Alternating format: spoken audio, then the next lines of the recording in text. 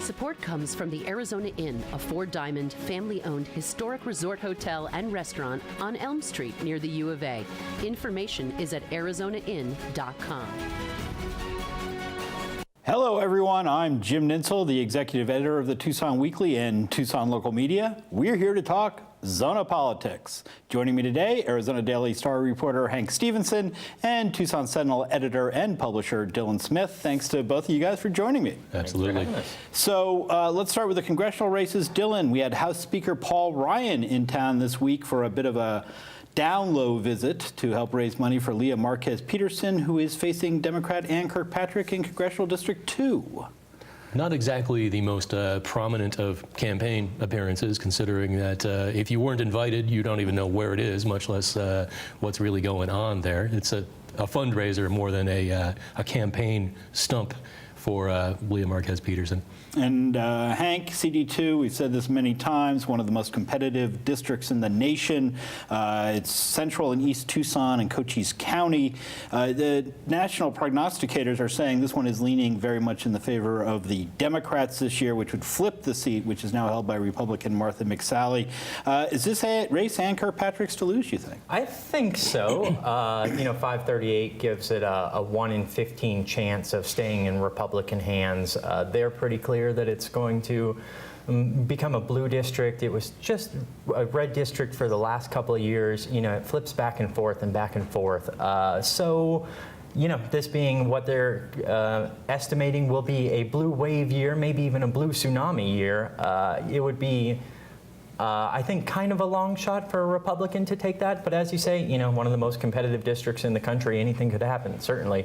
And now we've got the national big shots swooping in to, try to level that playing field for the Republican contender. And certainly we're going to see giant sacks of cash flung into this race from both sides. So if I were on Ann Kirkpatrick's campaign team, I wouldn't be feeling overconfident at this point. The Republicans are not going to want to let this one go without some kind of fight. And Leah headed up the Hispanic Chamber. She really built a good political network in that role, so she does have connections. Yeah, I mean, in this district, in southern Arizona, she's got pretty good name recognition. I think, probably almost as good as Ann Kirkpatrick, because Kirkpatrick has been in Congress before, although not from this district, and ran a statewide race and really managed to make a name for herself there. Yeah, I think Leah's been on your show many a times, right? She has. She's been difficult to get a hold of lately, however. It happens when you're running for office, it seems. Evidently. Get a little busy. Yeah, there's a little camera shy, perhaps. Fundraising phone calls to be made. Sure. These candidates will be meeting in a debate on October 9th that will be televised on Arizona Public Media, so we can look forward to that. So at least there's one debate. Yes, there is one, which is surprisingly, they're not doing Cochise County this year, or nothing's been scheduled yet, which is been traditional in these CD2 races that they go down there and do something as well. So I'm a little surprised to see that. Hank, the prognosticators are saying the same thing about Congressional District 1. It's a district you've covered in the past. I think we're contractually obligated to say sprawling congressional district. The northeast corner down into what, like almost Pima County, or does it even dip into Pima? Oro Valley and Marana, and then all the way up there to Flagstaff and the Indian reservations, and then eastern Arizona. That's right. So Tom O'Halloran's representing the district now, running up against Wendy Rogers in the general election. Wendy Rogers is I think one-time loser in that district, plus a two-time loser in Congressional District 9 down in Phoenix. Blue wave year, incumbent Democrat. 538 gives it, I think, a 1 in 50 chance of the Republican overtaking in that district. So, weirder things have happened, but not looking great for old Wendy Rogers. And O'Halloran's a very centrist candidate. He's a former Republican legislator who left the Republican Party, became an independent for a while, and then became a Democrat and ran for Congress and got himself elected in a fairly easy fashion. So this is going to be probably not one of the races that we're going to see the Republican Party dumping money into. I think they would probably focus instead on CD2. I think they made that mistake in CD9 supporting Wendy Rogers 4 years ago, and probably thought it was money wasted then and are concerned about it this time. And I've also heard she upset a lot of people with some of the campaign stuff she did in the primary, where she was saying Steve Smith was working for a child porn photography agency or something. He worked for a Christian modeling agency, and she said it was child porn or something along those lines. Campaign rhetoric taken a few steps too far? At least if you want to make friends for the general election, I think. Yeah, she won the primary, so. She's gotten that far before. Yeah. Let's move over to the legislative districts. In Tucson, we actually have that rare thing in Arizona, competitive legislative districts. Let's start with District 10. That's the voters south of Speedway, kind of east of Campbell, and moving points eastward from there. It's a Democratic district, leans Democrat anyway, but a Republican pulled out a win there in 2016. Democrats want to get that seat back in the House of Representatives. Hank, talk a little bit about that one. Yeah, so the thing to watch in that race is can Todd Clodfelter, the Republican representative that you mentioned, can he hold on to that seat? He's had a bumpy couple of years. I think Democrats are certainly going to be reminding people about the time he had a Confederate flag as his screensaver on the state House floor during like sensitivity training or something. He didn't get what the big deal was, but the name Confederate Clodfelter really, those alliterations tend to stick. But he's, for a Republican, he's a pretty centrist Republican. He's bucked his party quite a few times in his couple of years at the state House. He's trying to court independents and maybe even some Democrats to hold on to this seat, but, it might be tough for him this year. We seem to have this thing where we have kind of a revolving one Republican representing the Tucson area, and they get one term and then it kind of switches someplace else. That's been the pattern over the last couple of election cycles. So maybe he'll break that pattern, but he's got two hard-charging Democrats running against him. It's for the state House, so it's 2 seats there. You've got Kirsten Engel, who's been in the House since 2 years ago. She's a lawyer, runs the environmental law school at U of A. And you've got Domingo de Grazia, who's a flamenco guitar player and also a lawyer. So we could even have 2 lawyers from that district, which would be interesting. And the son of Ted de Grazia, the famous artist, so he has good name ID there right off the bat. I caught him at an event recently, and he definitely dropped that name. We do see, somewhat randomly, at least one Republican legislator sort of popping up in what you might think of as one of the Democratic districts around Tucson. Ethan Orr did it, Chris Ackerley did it, and there always seems to be somebody, so it's kind of like trying to figure out who that might be this time around, if there is one. Could be Chris Ackerley this time around. He's running again. He's running again. I want to get to that race, but the Clodfelter, he voted against the voucher legislation up there, and he's been a big supporter of medical and possibly recreational marijuana. Yeah, he's an interesting character. He has bucked his parties a few times. He hasn't gotten real far with the, I can't remember if he got any of his kind of pro-medical marijuana legislation through, but clearly nothing on recreational. But, he tends to cross the aisle. He's a little bit of a centrist, a little bit of a quirky fellow who, might surprise you at times. He surprised, I think, a lot of Democrats 2 years ago. Yeah, he got elected by running over and over and over again and building up some name ID. The question now is, do enough people who are, Democrats who might be wavering a little bit and thinking about splitting their vote, or people who are in the middle know about some of the stuff that the Democratic Party is hammering over? Has he gone over the edge into negative name ID? Yeah. 3rd time was the charm for him, but will 4th time also be charming? We will see. And then, Hank, we also have a Senate race there. Longtime lawmaker Dave Bradley taking on Republican challenger Marilyn Wiles. Yeah, and I haven't been able to get in touch with Marilyn Wiles. I don't know a whole lot about her, but David Bradley, served at the legislature for years. He's been around Tucson for a long time. He's a pretty well-known candidate. Marilyn Wiles doesn't have much money. I don't think that it's going to be a very tough race in that district. Kind of the key to getting a Republican in those Democratic districts has been in the House races where you just run one Republican and then hopefully have some Democrats or independents at least voting their 2 votes, one Republican and one Democrat. It's called the single shot strategy, and that's not possible in the Senate race. I think the race to watch there is whether Clodfelter can hold on. In any of these races, if a Republican doesn't really have a whole lot of name ID and people who are very much behind him and they make a really good case, it's almost impossible.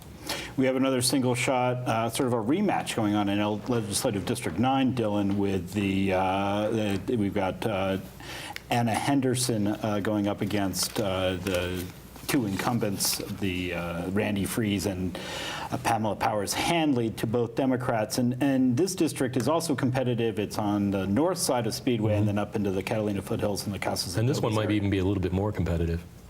For Republicans. And this is one where Ethan Orr, as you mentioned earlier, won a few years back. Do you think Anna Henderson has a good shot in her second time out here? Well, if you go by campaign signs strewn along the road, sure. She's got piles of those everywhere with her name, as left big as over can be. from 2 years ago, perhaps. Well, you got to design those things so you can use them over and over and over again. That's how they become Never familiar. put the year on them. Exactly. Maybe you don't even put your party on them, because if you change parties, you might be good to go. That's a good point. Anna didn't come that close 2 years ago. It wasn't, as I remember, a super close race. This year, as they said, 2 years ago was probably a much better election cycle for Republicans than at least what most of the prognosticators are thinking this will be. So, maybe. And we have a Senate race there too, Hank, with an unlikely Republican candidate. Senate race over there. Victoria Steele won her primary. She's a former lawmaker, served in the House for a term and a half, and then resigned to run for Congress unsuccessfully. But there was a write-in candidate running for the Senate, and the way it works basically is you have to get signatures to qualify for a primary election ballot. Or you can register as a write-in and get the same number of write-in votes that you would have needed signatures to qualify for the ballot. So he needed 360, I think, write-in votes and ended up with 700 write-in votes. It was a pretty impressive write-in campaign, I think. It can be very, very hard to do. I mean, a lot of candidates just fall flat on their face trying to pull the nomination through right in a primary. Yeah. Because it's so much easier to go out and spend a few months gathering signatures than trying to get people to fill out early ballots and show up on election day. Right. So I guess we'll see if Victoria can make her comeback here, or if she gets waylaid along the way. Will, maybe be our come from behind. Wasn't even in the primary winner, but Victoria Steele easily dispatched her Democratic challenger. She has good name ID. She represented the area before.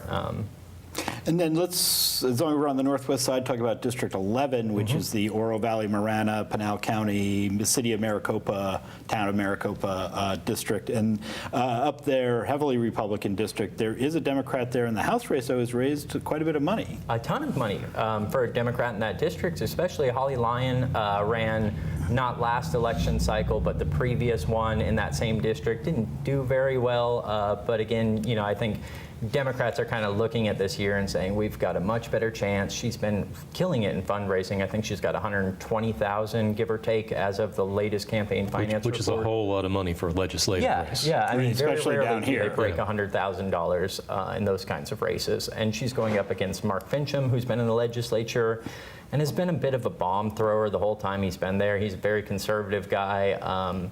Kind of a very loud guy. He's picked some fights with some people. I think she's aiming at him, but there's also Brett Roberts is the other Republican. He's an elected constable from, I think, the city of Maricopa or that area.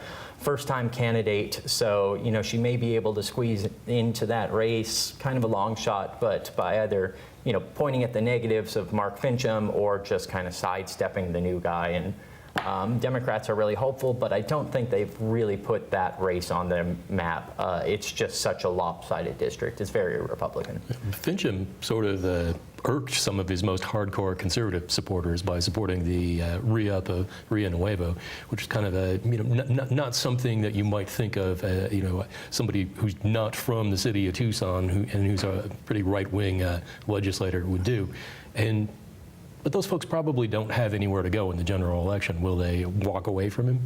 Yeah. Right. That was, I talked to Fincham about that, and he said he doesn't like those tax increment financing districts like Rio Nuevo, but in this case, he thinks it's really working for downtown, so he thought it was worth extending, which was an interesting argument coming from him. But he did deliver for the city of Tucson and Rio Nuevo, downtown Tucson. I don't know if it was the city of Tucson necessarily, but certainly downtown Tucson advocates in that particular case. But he doesn't have Holly Lyon does not have the advantage of a single shot campaign in this race. No, there's a Marcela Quiroz, I think, who is a teacher from kind of the Maricopa area. She hasn't raised any money, so she's going to be on the ballot, but I don't know how strong her campaign is going to be. I don't often drive through the Maricopa or Oro Valley areas, but I'd be surprised if she's got the cash to even put up signs, let alone mailers. She could be hitting the streets hard, but I think the one to watch there is Holly Lyon. And not much of a Senate race in that district. No, I don't think so. There's Ralph Atchu running against Vince Leach, Vince Leach is the representative right now. He's stepping up to the Senate after Steve Smith, the current senator, ran unsuccessfully for Congress.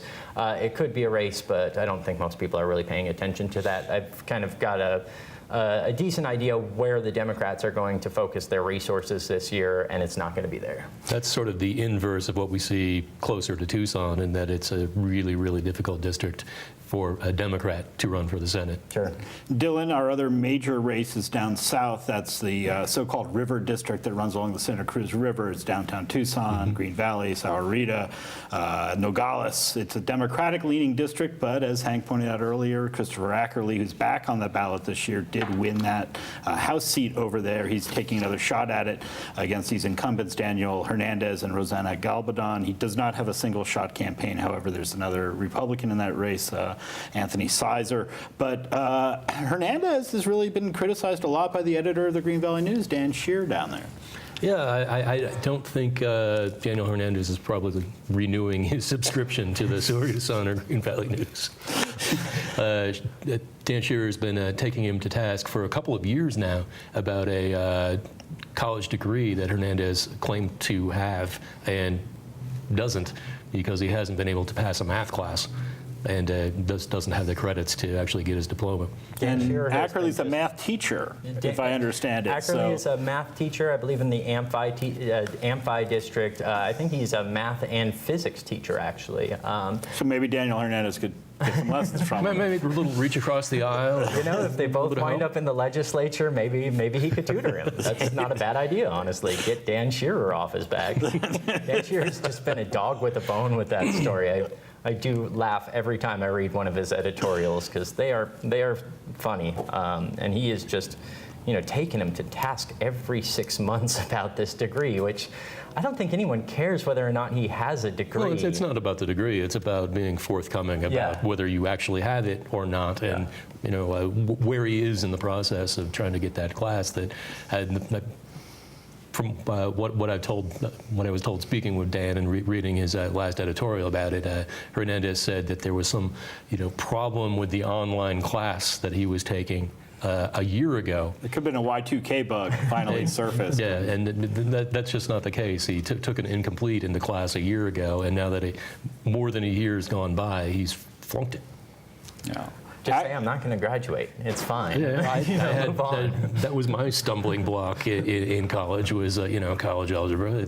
I'm not ashamed of that. I'll freely admit that. I am a U of A dropout. I don't have any problem saying that either. It took a semester at Pima for me to get that math credit that I needed. And that's where Daniel was trying to get that final credit. Yeah. Well. I made it through. I remember going, well, let's not Good on you.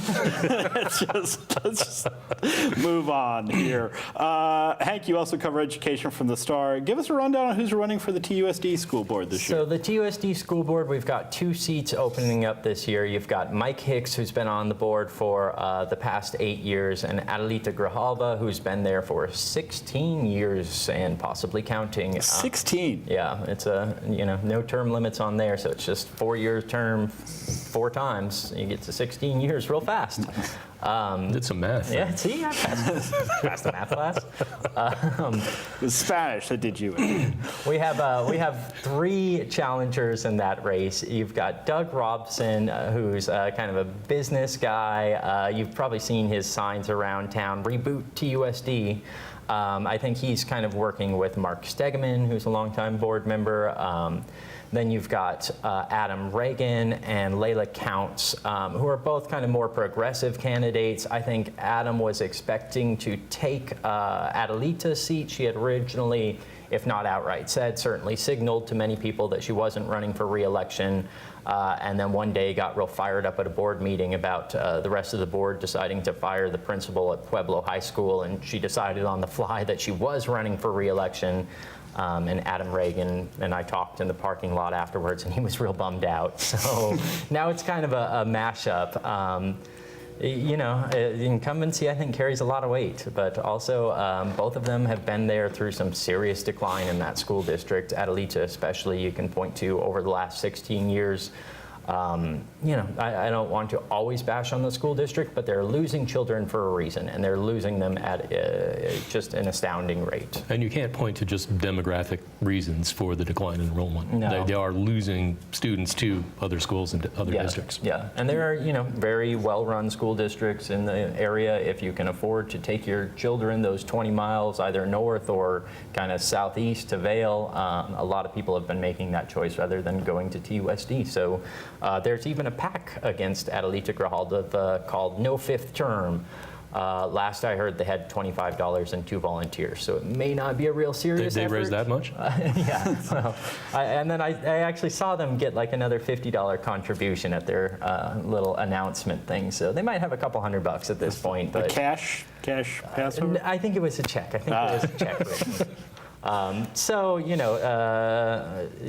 They've been there for a long time. There's plenty to beat them up about, but it's hard to unseat an incumbent. I think the last time this, 4 years ago when these two were running for re-election, then there was a very crowded race. I think 30 or 40 candidates. I'm exaggerating. I think it was 9 or 10 though. It was more than that. I think it was more than a dozen people. Right. There was so many people that you could not squeeze them onto a stage next to each other. It would just be way too wide. A nasty, long-running debate, I'm sure, to sit through. And I think at the end of the day, after all of that, it was Adelita and Mark came in. The two polar opposites, the voters somehow put them both back into office. It's, as you were saying, the power of incumbency is really strong. People have voted for you before if you have won, and it takes a lot to shift people. And especially when you've got that many people in a race. 5-way race for 2 seats, okay, but once you start getting 10 people in a race, all you need is kind of your base, and then the rest of it can be so spread out that it's, you can win with 20% of the vote or something. Yeah, and I'm sure a lot of voters look at that list and just check out. Yeah. It's hard to run down. The undervote is huge as well. Candidates. People don't make it that far down the ballot. You were talking about students leaving TUSD. Certainly some of them are going to charter schools, and there's been a lot of talk lately about charter schools and accountability, perhaps spurred on, Hank, by the news that a state lawmaker, Eddie Farnsworth of the East Valley, recently made several $1 million through a charter school property finagling. Can you unpack that a little bit for us? Yeah, so Craig Harris up at the Republic has been just doing killer work on the charter beat. He basically picks one kind of topic a year and just dives into it. And I think there have been 2 stories that really broke through. One was about the Primavera Online High School CEO. Basically, I think it was about $9 million a year was his compensation, while he had some of the lowest graduation rates of any school in the state. And that kind of hit, and people said, how are we allowing so much taxpayer money, because students are funded per pupil through the state, to go into this guy's pocket when he's not even getting good outcomes? Governor Ducey was asked shortly after that story came out, and he said, I'm not worried about the compensation. I'm worried about, are they doing a good job?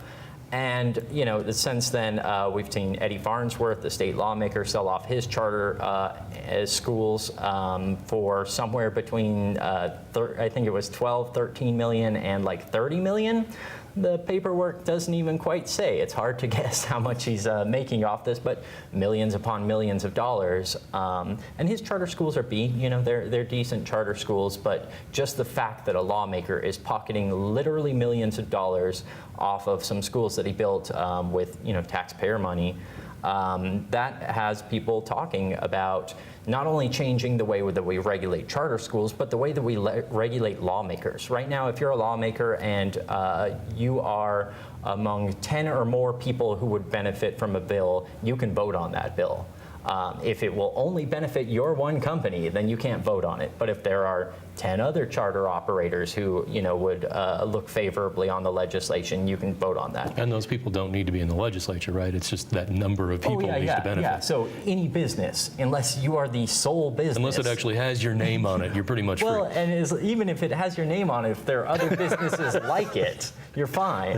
Yeah. So I think those two things combined, you've seen not only some of the more moderate lawmakers who have talked about charter reform kind of quietly over the years, but now you've seen Doug Ducey, Attorney General Mark Brnovich, some higher profile Republicans kind of being dragged into accepting charter school accountability. I mean, this has never been on Doug Ducey's agenda, but now he's kind of talking about it as if he might sign a bill if there is a problem. What so often happens with charter schools is it ends up being in a black box, unlike public district schools where you can see every penny that they spend is a public record. They have management contracts, and I think that's what happened in this case, where he actually sold off the schools and then signed a management contract to keep getting paid and running them. And other than the one line item for here's how much we're going to pay you to run it, you don't know where the money goes. How much is being pocketed, how much is actually being spent on teachers. And it's nice work if you can get it. Dylan, real quick, you were ahead of the pack with a report about the expansion of Too Simple last week. What is Too Simple? Too Simple is a Chinese headquartered firm that has a couple of operations in the U.S., including a sort of a design and testing facility that they're expanding here in Tucson. They've been around here for a year, and really pretty soon after they arrived last August, decided they needed to expand and started working on a pretty large facility on the southeast side. And a couple weeks ago announced that they are going to dramatically expand their workforce here, maybe hiring as many as 500 people over the next 3 to 5 years.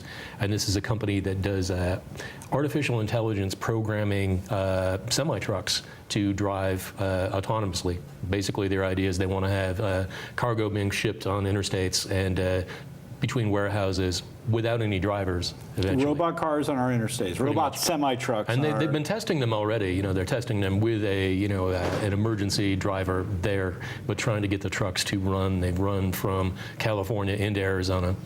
Wow, sounds vaguely terrifying. But good news for Tucson for the job. And it could be a big thing in southern Arizona as far as automotive tech. There's the firm that's planning on opening an electric car factory in southern Pinal County. A couple of other artificial intelligence firms that are working in Arizona. This could be possibly a burgeoning tech sector for us if it takes off. We can certainly hope so. Anyway, that is all the time we have. Our show for today. My thanks to Dylan Smith from the Tucson Sentinel and Hank Stephenson from the Arizona Daily Star for a lively conversation about what's going on in politics. My thanks also to our media partners at Tucson Weekly, Inside Tucson Business, Tucson Local Media, Creative Tucson, and the community radio station 91.3 FM, where you can hear a radio version of Zona Politics at 5 p.m. on Sunday afternoons. I'm Jim Nintzel. Thanks for watching. We'll see you next time. Zona Politics is made possible with the generous support of the Loft Cinema, Tucson's independent movie theater. The Loft features independent foreign and documentary films, cult classics, discussions with filmmakers, and much more, including the Loft Film Fest in November. The Loft is located at 3233 East Speedway Boulevard. Showtimes can be found at loftcinema.org. Support for Zona Politics is provided by Hotel Congress in historic downtown Tucson. More information at hotelcongress.com and 622-8848. The Tucson Hispanic Chamber of Commerce serves the business community in the bilingual, bicultural region of the Arizona-Sonora border and is a proud media partner with Zona Politics. Learn more at TucsonHispanicChamber.org.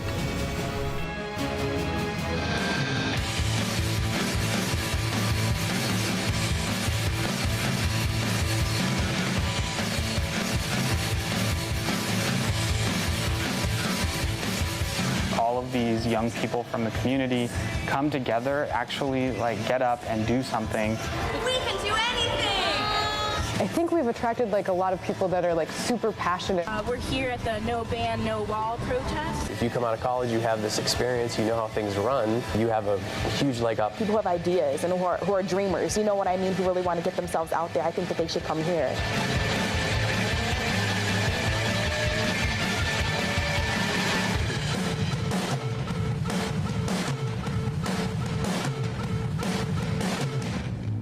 Zona Politics is hosted by Tucson Weekly senior writer Jim Nintzel. The program is produced by Jennifer Powers Murphy and Danny Vinnick and edited by Jim Rundle. Special thanks to KXCI, Tucson Weekly, Brink Creative Digital, and all supporters who provide crucial funding for the program. Learn more about Zona Politics at zonapolitics.com and be sure to follow us on Facebook and Twitter